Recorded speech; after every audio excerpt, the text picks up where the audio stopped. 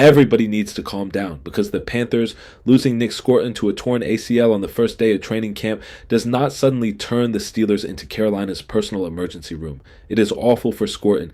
It is a brutal loss for a Panthers defense that expected him to start opposite Jalen Phillips, and of course Carolina should be making calls around the league. That is their job, but the jump from the Panthers need an outside linebacker to Pittsburgh should trade Alex Highsmith is completely ridiculous unless Carolina is willing to make an offer so outrageous that Omar Khan cannot hang up the phone. The Steelers are not rebuilding. They are not clearing the roster for some 3-year project. They have openly constructed this team to compete right now, and you do not announce that you are in win now mode before turning around and trading a proven starting pass rusher in July because another organization had terrible injury luck. What exactly is the football logic there? Pittsburgh gets a draft pick that might help 2 years from now. Carolina gets a reliable edge defender immediately, and the Steelers make their current defense worse before they have played one preseason snap. That sounds fantastic for the Panthers. It does absolutely nothing for the team that is supposedly trying to win the AFC North. People are also acting as though Highsmith became unnecessary the second Nick Herbig received his extension, and that is not how defensive depth works. Herbig being good is a reason to be excited about having 3 dangerous outside linebackers, not a reason to rush one of them onto the trade block. Watt has missed time. Highsmith has missed time. Every team reaches November wishing it had one more legitimate pass rusher, yet Steelers fans are trying to solve the unbearable problem of having too many of them before August. Patrick Graham now has the ability to rotate those 3, keep them fresher, attack different protections, and put multiple rushers on the field without asking one player to survive every meaningful snap. Why voluntarily erase that advantage? The report surrounding Highsmith has been consistent. Pittsburgh does not intend to move a foundational player because other teams would like him, and a deal would require the kind of return that changes the calculation entirely. That should have ended the conversation. Instead, one injury in Carolina generated another round of imaginary trade packages where the Steelers receive a good pick. Everyone congratulates themselves for understanding the salary cap, and nobody explains how losing Highsmith helps this defense beat Baltimore, Cincinnati, or anybody else this season. A future second-round selection cannot pressure a quarterback in September. A third-rounder cannot replace a starter when Watt or Herbig is unavailable. The Panthers can call, they can ask, and they can dream, but their desperation does not establish Highsmith's value, and it certainly does not obligate Pittsburgh to accept a fair offer. If Carolina wants the Steelers to abandon a major part of their plan, the price should be unfair. Anything less is Pittsburgh creating its own problem to repair somebody else's. And spare me the argument that Highsmith is blocking Herbig. Good defenses are not built by shipping out anyone who creates a crowded room. They are built by having answers when the game changes. On 3rd and long, Graham can manufacture matchups. Late in games, the Steelers can send a rusher who has not been exhausted by 60 snaps. The only people who should be eager to simplify Pittsburgh's rotation are the tackles who have to block it. If the season collapses and the trade deadline arrives, then circumstances can be reevaluated. Before camp has even developed, though, trading Highsmith would be a panic move disguised as clever planning. And the fact that Carolina needs him more than Pittsburgh needs a draft pick is precisely why the Steelers should refuse to play along. The real problem with this debate is that people are treating Alex Highsmith like a luxury item instead of what he is, a proven starting outside linebacker on a defense that plans to carry heavy responsibility for this team.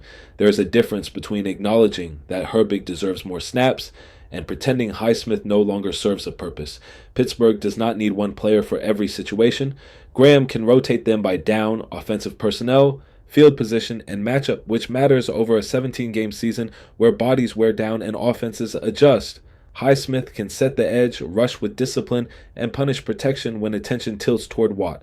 Herbig can enter with fresh legs and create chaos without being forced to absorb a full-time workload before the Steelers know how that affects his efficiency.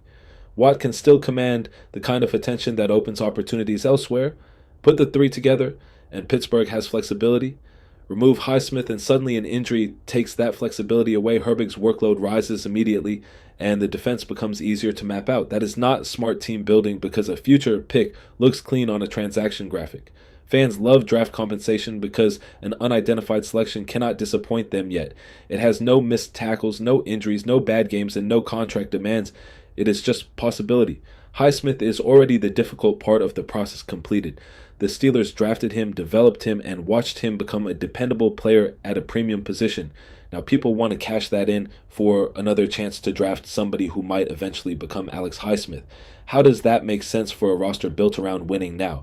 If Carolina offers a first-round pick, then the conversation changes because every non-quarterback should have some price, but the casual idea that a second or third is automatically good business ignores the odds, the timeline, and the damage being done to the current team. The Steelers would be taking a proven contributor out of Graham's defense, handing him to another team, and hoping a future rookie eventually produces comparable value. That is not aggressive roster management. It is surrendering certainty for a mystery box because the mystery box feels cheaper. And the salary cap argument has become just as lazy. Highsmith's 2026 cap charge is over $20 million, which is real money, but it is not some catastrophic number for a starting edge defender. The Steelers knew the contract when they built this roster. They knew Herbig would eventually need to be paid. They knew Watt's extension would create pressure elsewhere. None of this arrived unexpectedly when Scorton's knee gave out in Carolina. If Pittsburgh planned to move Highsmith purely for cap reasons, the draft or the beginning of the league year would have been the logical window when many more teams had flexibility and the Steelers had time to use the return. Doing it now would leave a hole after the major roster building portion of the offseason has ended. Carolina's urgency might increase the offer, but it does not improve Pittsburgh's ability to replace the player. That is why the burden belongs entirely on the Panthers. They are the team whose plan changed. They are the team shopping from a position of need. They should be the team forced to overpay. Pittsburgh should not negotiate against itself, accept ordinary value, and call it discipline. The Steelers have spent years trying to maintain a defense capable of controlling games while the offense finds consistency. Trading a legitimate edge defender before the season would contradict that identity at the exact moment. The organization claims it is finally prepared to make a real push. If this team believes it can contend, then act like it. Keep the players who help immediately, make opponents deal with the rotation, and revisit the finances when the competitive situation actually changes. This is where the debate becomes uncomfortable. If the Steelers decide 3 highly paid outside linebackers are financially unsustainable, Alex Highsmith should not be the automatic sacrifice.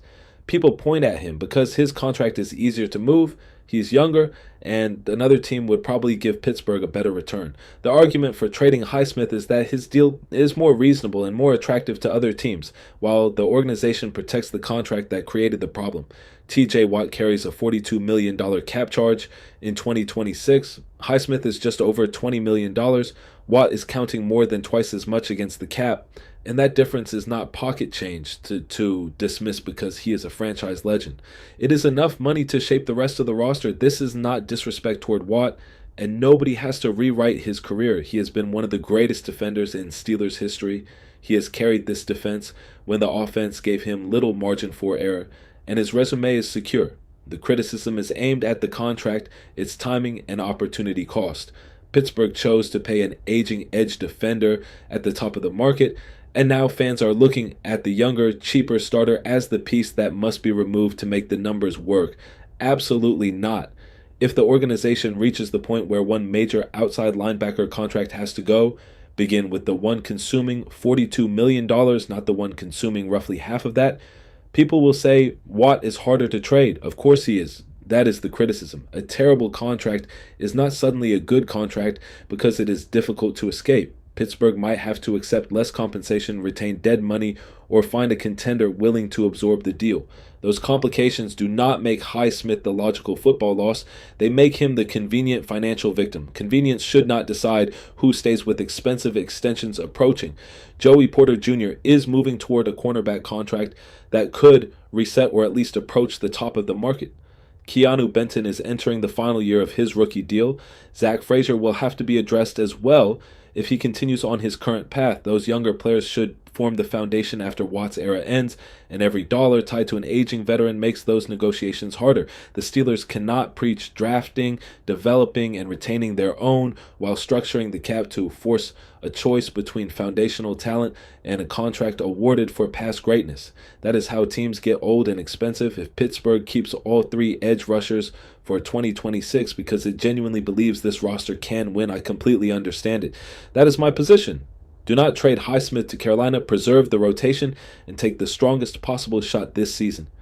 But after the season, the room must be evaluated without sentimentality. Watt's name cannot make his contract immune from examination. A cap sheet does not care about legacy, and a front office planning ahead should not. Highsmith should not be shipped out merely because another general manager would rather inherit his price.